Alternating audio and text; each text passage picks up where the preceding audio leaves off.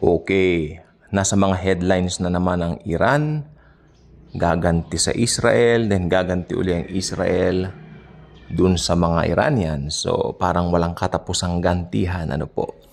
Pero kasi may nagtanong po sa akin, gaano, ito yung tinatawag na port of entry daw ng Antichrist. Pwede na raw bang ma-reveal ang Antichrist ngayon?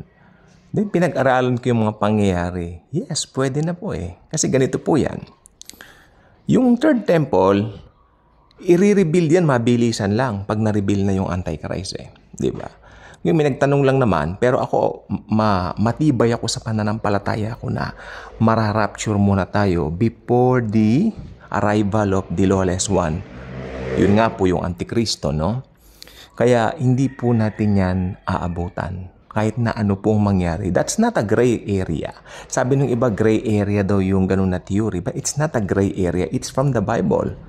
Sabi niya, hindi hanggang hindi natatanggal yung restrainer, hindi malalantad yung lawless one. Ayan ang sabi ng Biblia sa Thessalonians. So, dun po tayo sa Thessalonians. Maliwanag po yun. Biblia nagsasalita dito. Ano po. So, yung possibility of the arrival of the Antichrist, very possible daw ba? Tinanong lang naman ako, kung sakali, kanya, sabi niya sa akin, isantabi mo muna yung views mo. Sige ako, isasantabi ko muna yung views ko. Tignan natin yung events, yung current events ngayon dito sa Israel at saka sa Iran. Pinag-aralan ko, pwede na.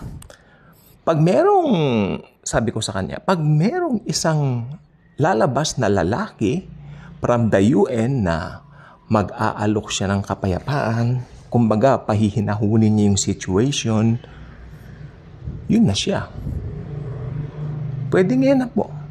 Yung nangyayari ngayon, kaya sabi ko po, gagawa ko ng vlog para magmatsyag po tayo. Kasi kung talagang darating na po yung Antikristo, anytime now, this week, rapture na, kung sakali. Kaya tignan natin yung gulo. Kaya sabi nung dating pastor ko, bagamat marami akong hindi sa ugali niya, hindi ako agree sa mga pananaw niyang iba, pero dito meron akong agree na sinabi siya. Ang timetable natin ng Israel, sabi niya. Kasi yes, tama po siya. Kasi pag may gulo sa Israel, yung chance, sabi niya, ng paglabas ng lawless one, ng man of lawlessness, the Antichrist, mas possible. Kasi papahinahuli niya yan eh. Tagapagpahinahon siya, lumalamig po ang panahon, thank you Jesus. Alam niyo po ba, nagpe-pray ako kagabi. Sabi ko, Dear Jesus, sabi ko, mas maganda lumamig ng konti. Lumamig nga po, kaninang pagising ko, medyo okay. So, napakabuti ng Panginoon. Patalastas lang po yun, sinabi ko. Medyo, yung mga heat index na yan, kayang pahinahunin ni Lord yan. Manangan lang tayo sa Kanya. Ayun. Pwede na po siyang lumantad anytime. Kasi from nowhere lalabas siya eh. Pero tandaan po ninyo, yung unang paglantad niya, deceiving kasi siya. Maamo, punong-puno ng karisma, at magiging pinakapopular na tao. Yung parting yun, hindi na po natin maabutan kasi irarapture na po tayo. Diba? Habang delubyo sa lupa, nasa langit po tayo ng 7 years, nagbibigay ng reward si Lord. And I believe, yun po yung ating celebration with Jesus. Meron tayong piging doon, piging o salo-salo sa langit. 7 taon yun, nagbibigay siya ng mga reward sa atin. Hindi para tayo ay may bema seat po na tinatawag. Hindi para hatulan tayo. Judgment din po yun. Pero judgment yun to give us some rewards dun sa mga ginawa natin dito. Kaya dito sa lupang ito, hindi na po natin alam po ano nangyayari. Then after that, ang susunod na event sa atin, to be with Jesus forever. Kaya kung magse-second coming na si Jesus, kasama po tayo po yung mga nasa likod. Napakarami po nun, mga born again yun, lahat, At nasa likod tayo. Diba? Napakaganda, napakasarap. Mangyayari po lahat ng yan. So, yan. Hindi ko sasabihin, expect it, pero yung possibility, tingnan nyo, gaganti raw ang Iran. Gaganti rin ang Israel. Walang katapusang gantihan yan. Kaya ako ay suggest, tumutok kayo sa news sa Iran at saka sa Israel. Dahil yan pong dalawang yan, yes, involved din ang Hezbollah, di ba? Yung nauna dati, Hamas and all that, from the October 7 bombing, no? Nung meron silang Yom Kippur yata yun, yung kanilang mga pagdiriwang doon, no? Then nagulo.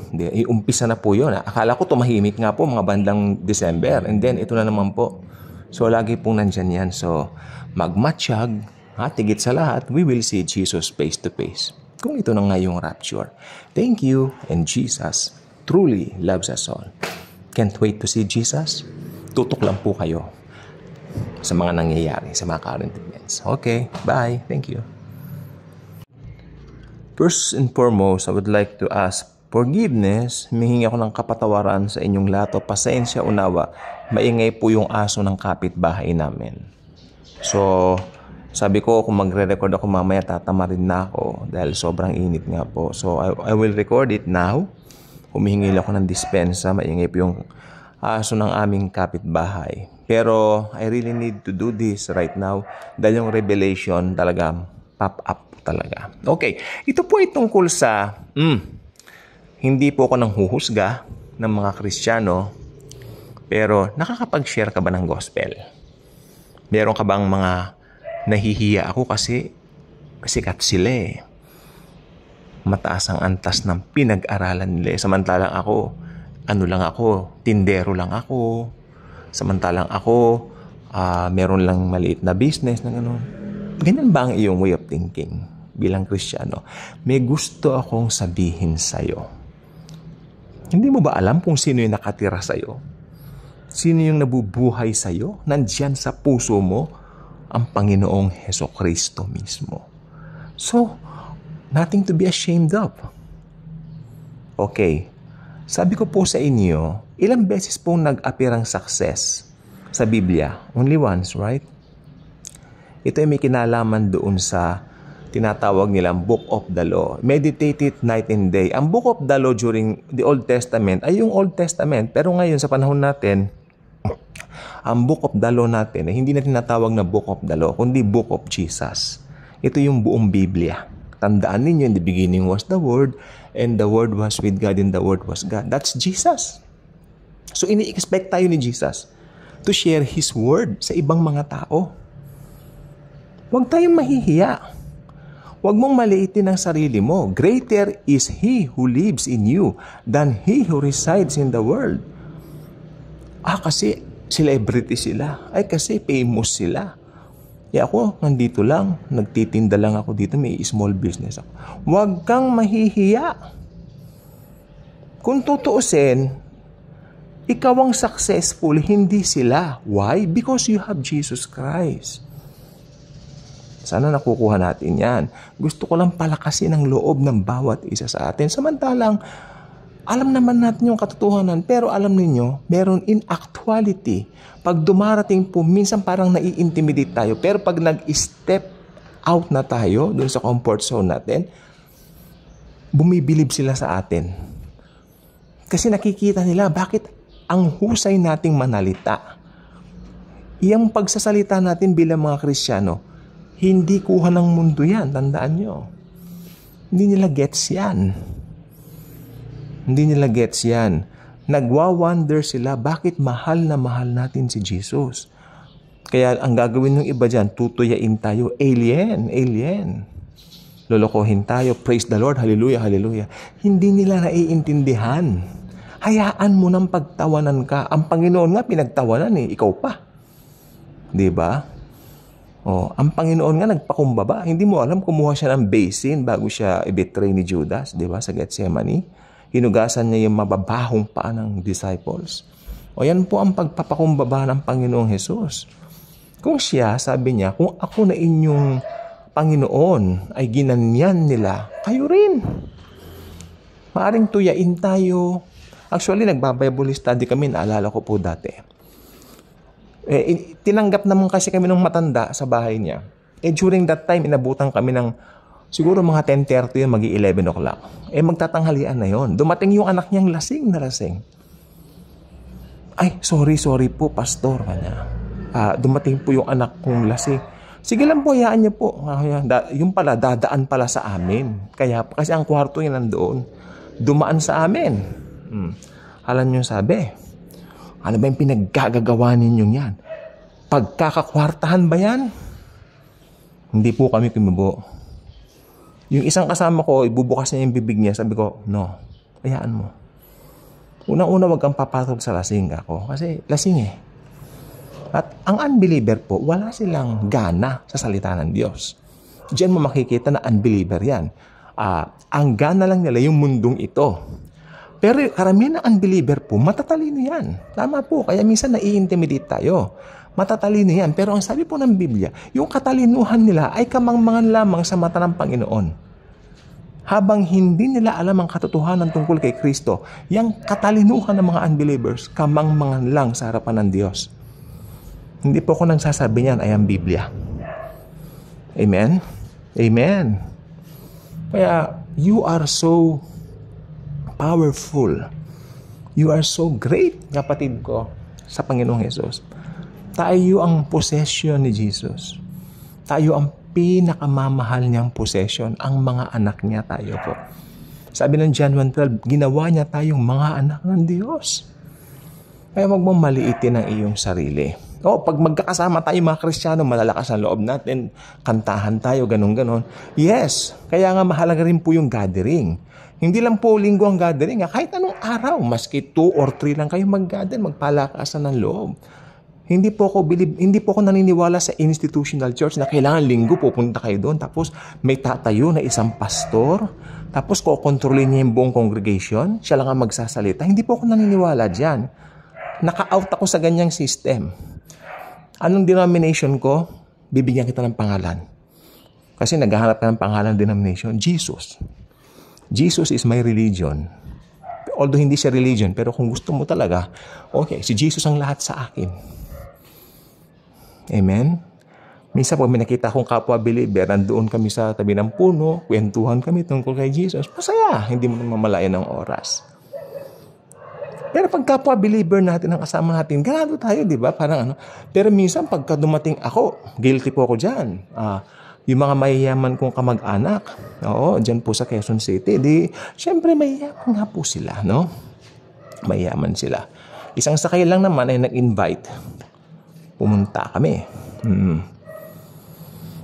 Talagang may mga balikbayan sila from the States na mga nag-a-around the world. Mga tito at tita ko rin. Then, nagkatanungan na, professional pala yung mga pinsan ko, gano'n, yung mga mahiyaman na pinsan namin doon. Tinanong ako, ako po ngayon, kako. Ito ang sagot ko, ha? Ako po nakakonsentrate po ako sa gospel ni Lord. Parang, hindi ako pinansin. Dead ma. Di ba? Ay, sabi ko sa isip ko, nung pauwi na kami, nasa jeep ako, sabi ko, paano ko nga naman maipapasok ang ebanghelyo mo, Panginoon, kako?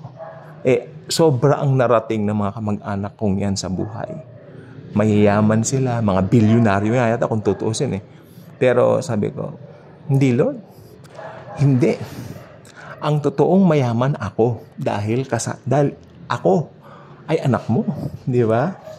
Yun ang totoong kayamanan. Okay, makinig po kayo mabuti. Halimbawa, isang janitor. Isang janitor sa mall, kamo na. Janitor lang siya. Nilalang hindi ba? Ano ba ang tingin ng mundo sa janitor? Abay, maliit yaan. Ini-small yan. Pero Kristiyano yung janitor. Tapos yung may-ari ng isang malaking kumpanya, halimbawa, sa buong mundo. Siya ay popular, famous. Hindi naman siya mananampalataya. Pero siya ang gusto ng mundo. Yung janitor, tagalinis lang, hindi pinapansin. Pero sa mata ni Jesus, ang totoong mayaman at totoong successful, yung janitor. Why? Because of Jesus Christ. Yan ang gusto ko sabihin. At yung janitor na yan, hindi mananatiling janitor. Ipropromote ni Lord yan. Magugulat na lang kayo. Wag ganyan, di ba? Pag na kay Jesus ka, ipropromote ka niya. Dadaan ka, maaaring dumaan ka sa mababa, pero hindi siya papayag na mababa ka forever. Ipropromote ka ni Lord. Okay, yan ang pangako ng Panginoon sa bawat anak niya. Kasi may nakalagay sa Biblia, walang anak ang Diyos na namalimos ng tinapay. Yan ang sabi ni David sa Salmo. It's either paniwalaan mo ang salita ng Diyos o manindim ka at ma-down sa iyong present situation. Abay, kung wise ka, maniwala ka na lang sa salita ng Panginoong Jesus. Kaya kung hindi ka pa subscriber sa ating channel, I invite you to do so. Click the notification bell, share this video, share Jesus and His love and His grace. Tandaan mo, kahit janitor ka, o nagtitinda ka ng palamig, o nagtitinda ka, may sarili kang business na palamig, o kung ano man yan, meron kang turo-turo, ikaw ang successful na totoo dahil nasa iyo ang Panginoong Jesus. Tandaan mo yan. Tayo ay mayaman, tayo ay successful because of Jesus. Bye for now, and Jesus truly loves us all.